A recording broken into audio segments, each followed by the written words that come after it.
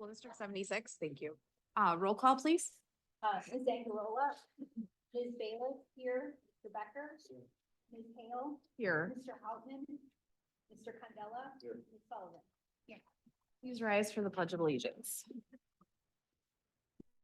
I pledge allegiance to the flag of the United States of America and to the republic for which it stands, one nation, under God, indivisible, with liberty and justice for all. Okay, we now open the floor for public comments on agenda items. Do we have any public comments this evening? We have a new board member. Mr. Hansen's going to take a picture of She's it. very welcome. Yeah. I know, there we go.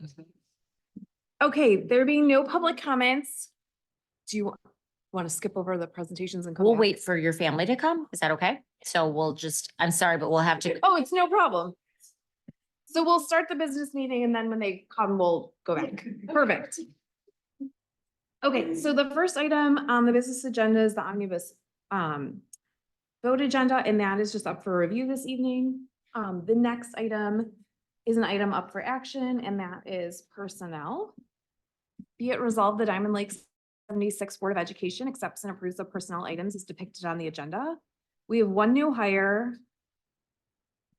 We have 6 resignations. We have 1 leave of absence. Yeah.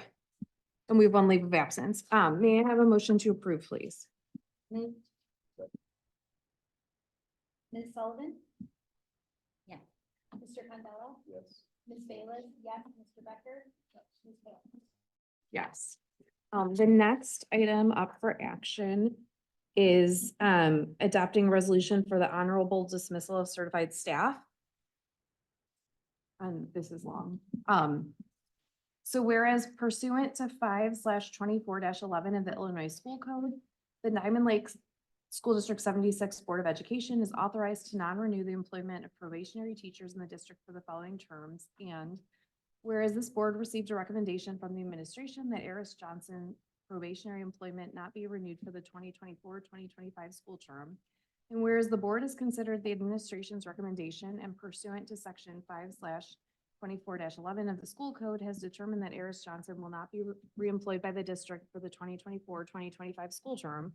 Now therefore be it resolved by the Diamond Lake School District number 76 Board of Education as follows. The board hereby finds that all recitals contained above are true and correct and that the same are hereby incorporated herein by reference. The board, after due consideration, hereby determines Eris Johnson shall not be reemployed as a teacher in the district for the 2024-2025 school term, and accordingly, her employment shall terminate at the close of the present 2023-2024 school term. The president and secretary of this board are hereby authorized and directed to send Eris Johnson via certified mail notice of this board's decision not to reemploy her for the 2024-2025 school year, which shall be substantially in the form of Exhibit 1 attached here too, along with a copy of this approved resolution by April 1st, 2024. Further, the superintendent or their designee is hereby authorized and directed to hand deliver Eris Johnson notice of the board's decision not to reemploy her for the 2024-2025 school year, which shall be substantially in the form of Exhibit 1 attached here too, along with a copy of this approved resolution by April 1st, 2024. This resolution shall be in full force and effect immediately upon its adoption and approval. May I have a motion to approve the resolution, please?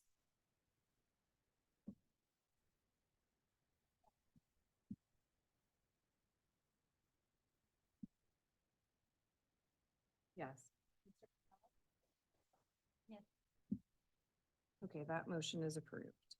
The next item up on the business agenda is the reviewing the dates for the 2024-2025 board meetings.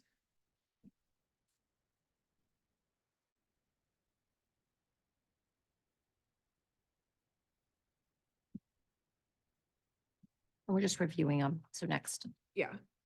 meeting, they'll be up for action. Does anyone have any questions? Only because I noticed that it is election day, that one of the meetings, the committee of the whole meeting was on November 5th, which is an election day, so I just wasn't sure if there was any precedent for that or if it would be best to. There move it. hasn't been, I mean, I know it's a presidential election year. We highlighted it just so if you wanted to change the date or not meet on that date, that's completely up to all of you. It's not an, obviously a board election day, but Right. In the of course. past, we have met on that. Okay, yeah, I just was. we're not an was election curious. site, like the schools aren't, Yeah. There's no school that day though, right? yeah, So do, No. does our admin work that day? we do not. Okay. So would you rather Yeah. move it then? Yeah, I wouldn't. I wanna mean, come if at you're 7 asking- o'clock, if I had the whole day off, Right. I would probably prefer to just wait till the next week if I were. That's very kind. Right. Hold on just a second. Right, I just wasn't I sure. have to confirm that we have this. Let me pull up the calendar. Can I ask you real quick to just send us the calendar or just link it in for me?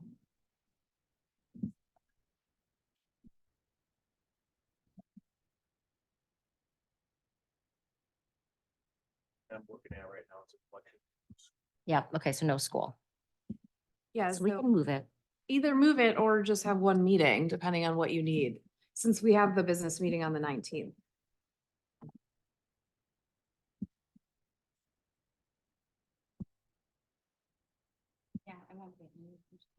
Yeah, so, It'll be entertaining. but I'm just saying, we don't necessarily need to have the meeting if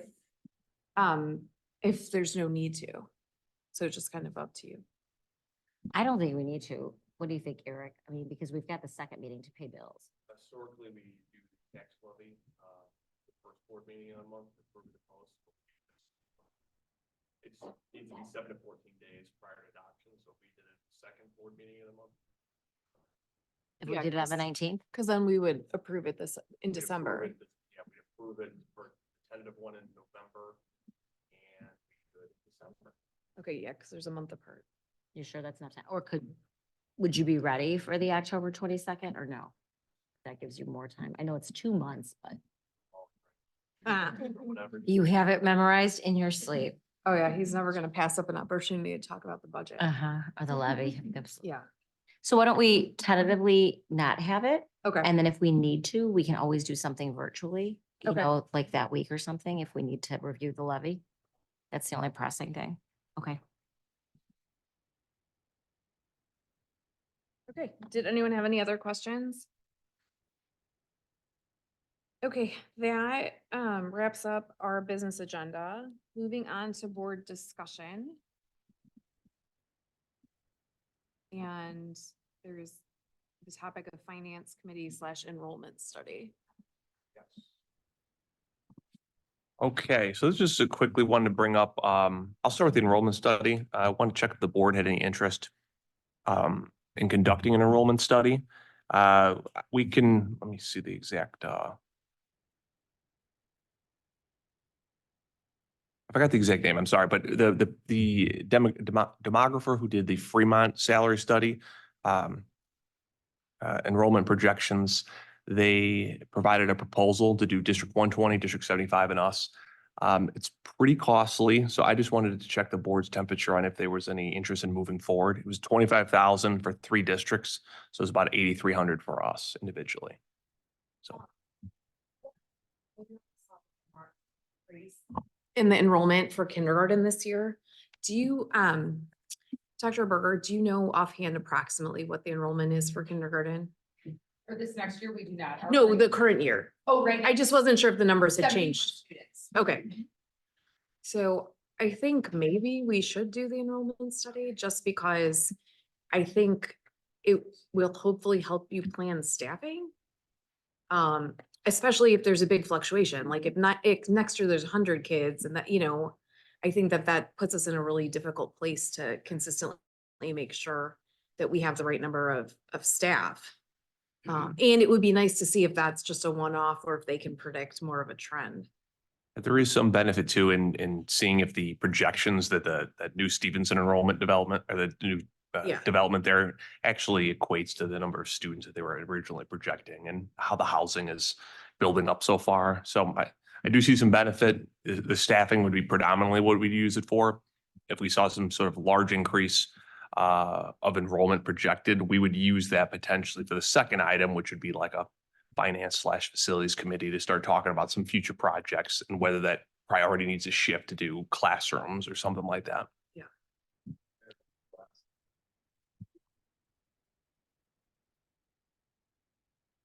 Yeah, last time Maybe 7 years ago. it was, last time we did it was, Yeah, it was right after you started, I think. yeah, it was like 2018.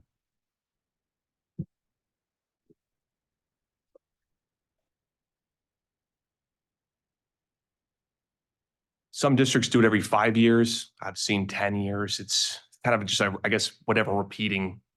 Usually it's if you've seen some sort of housing build out, you might consider at that time, or you're just on kind of a routine schedule. The benefit is if you're sticking to the same company, they just kind of do rollovers. The problem is the company we did it before is no longer in business. We use Rolf Campbell, and we did a combined enrollment projection with the same districts.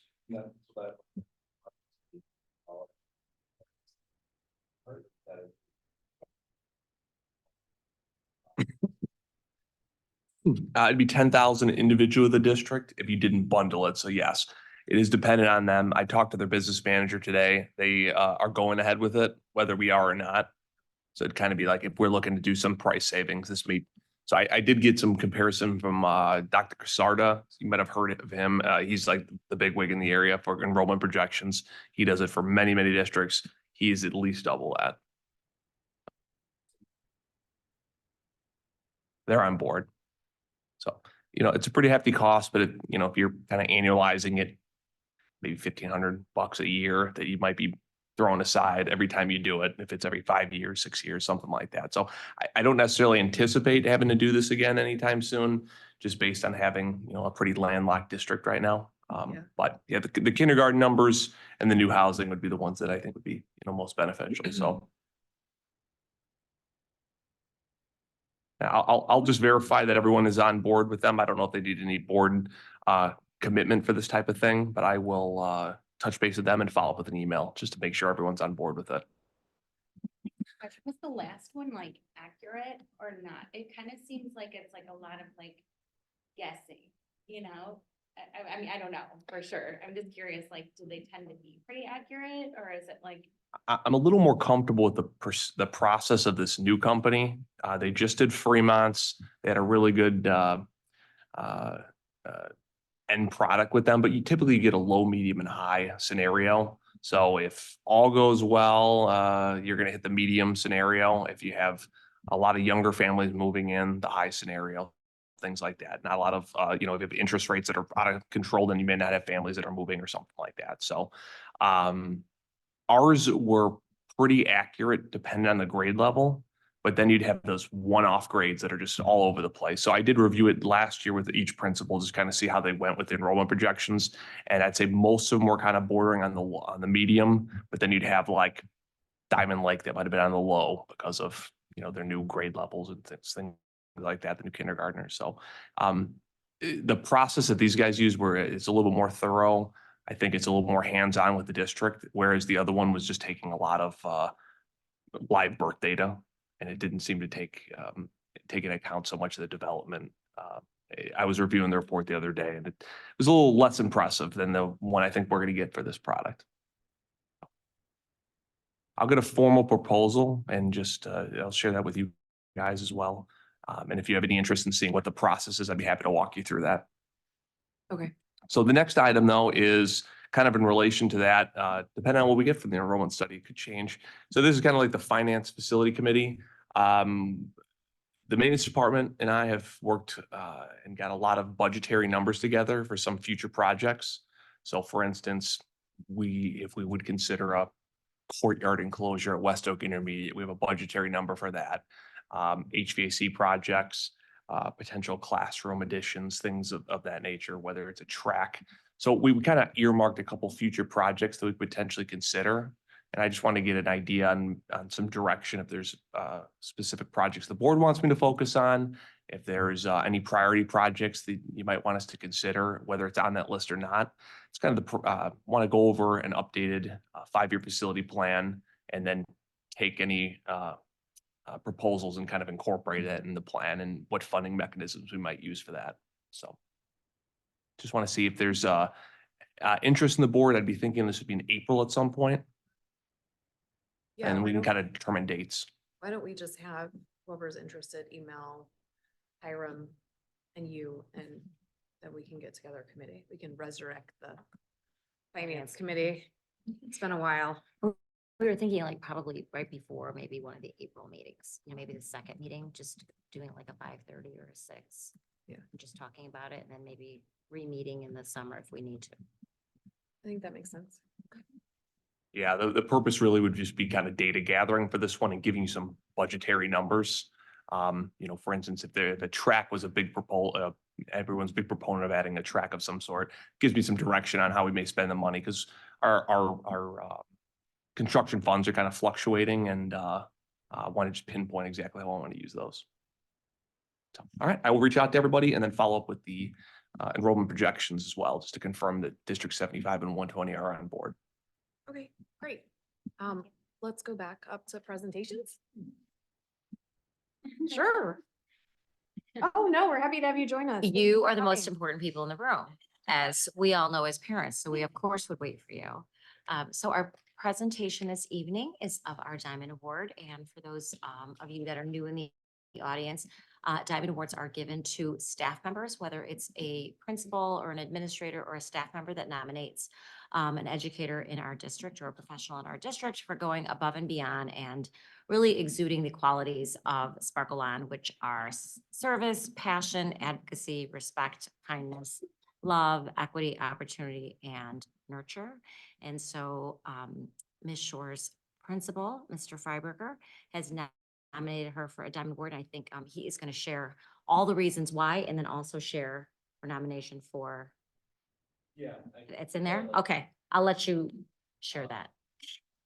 Yes, that's what I thought.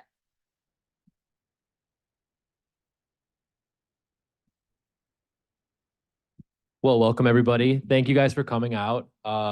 Super awesome. I mean, everybody can kind of really see what Hillary does for her team, and this permeates throughout the school too. So recently Hillary was nominated for the Golden Apple Teacher Award. So she made it all the way to the semifinals. 1,400 teachers got nominated, 600 then went on to the next step of the process.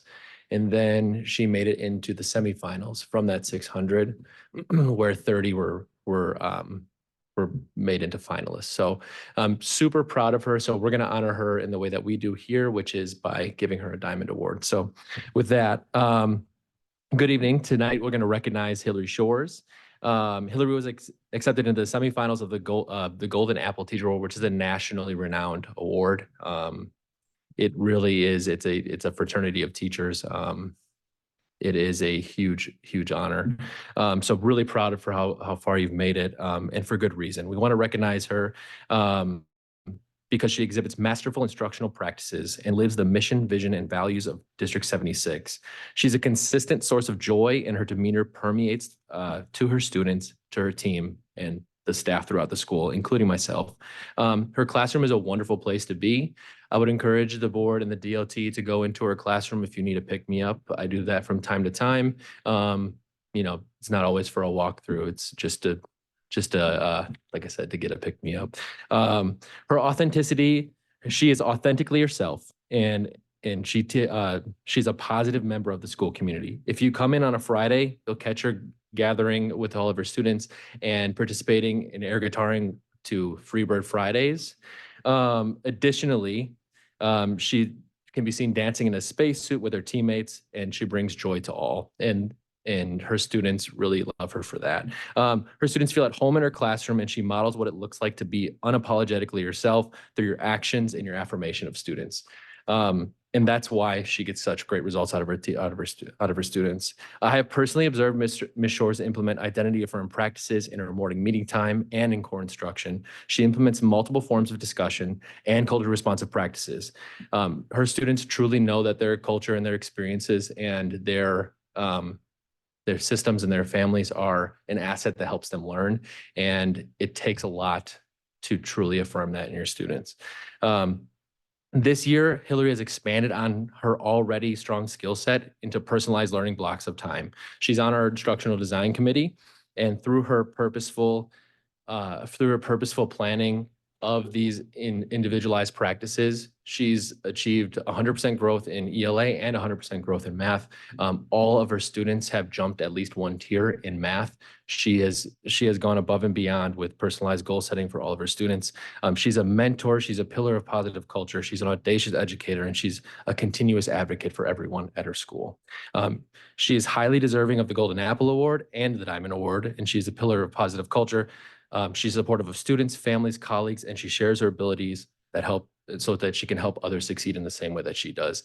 I'm honored to present this Diamond Award to you, Hillary, and I'm honored that your family's here. I'm honored that some students are watching online, and thank you to her team for coming out. With that, Hillary, thank you. And colleagues here as well. Paula gave you a standing ovation. She stood up for Bernat. I've never done this before. Oh. Thank So you. proud of you. I appreciate it. You can say a few words if you want Oh, to, gosh. but we're just so proud of No. you. Oh, gosh. My husband said, "Did you prepare anything?" I said, "I don't think I need to." So here it is. But I just want to say I appreciate everything that you had to say about me. And, I couldn't do it without my teammates. And I'm so lucky to be here. And I'm going to cry because of hormones. But, I'm really honored and been here. This is my 8th year in the district. And it feels nice to get an award because I don't know, but I appreciate you. Oh God, I appreciate you and thank you so much for everything so far. So thank you, everybody.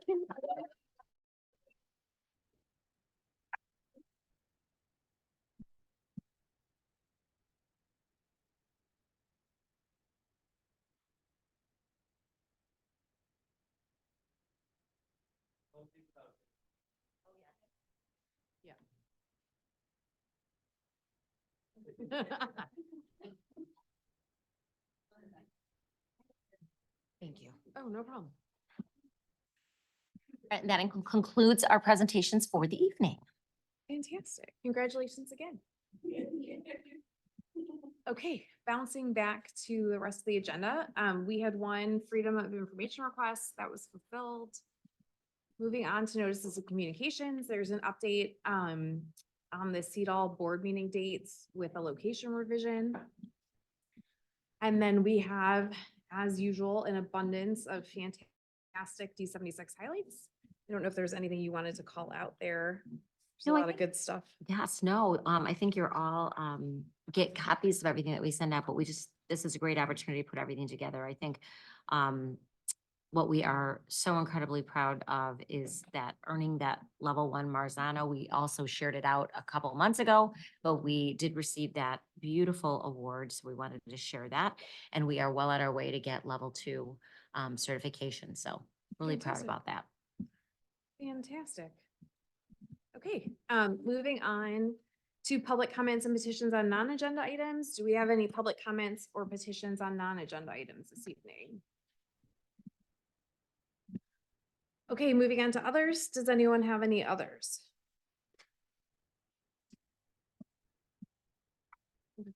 Great. Thank you. Thank you for attending.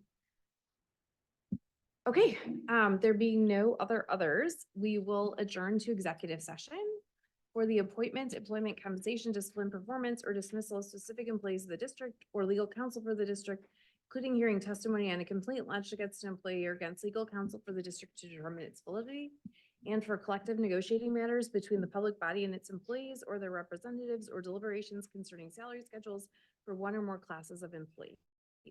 May I have a motion to adjourn to executive session, please?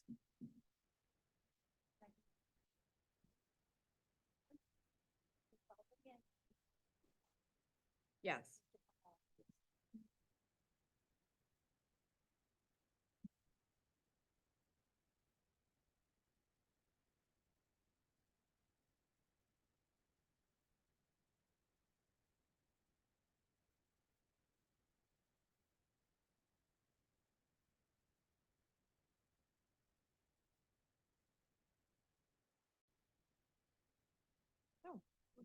Oh, I'm sorry.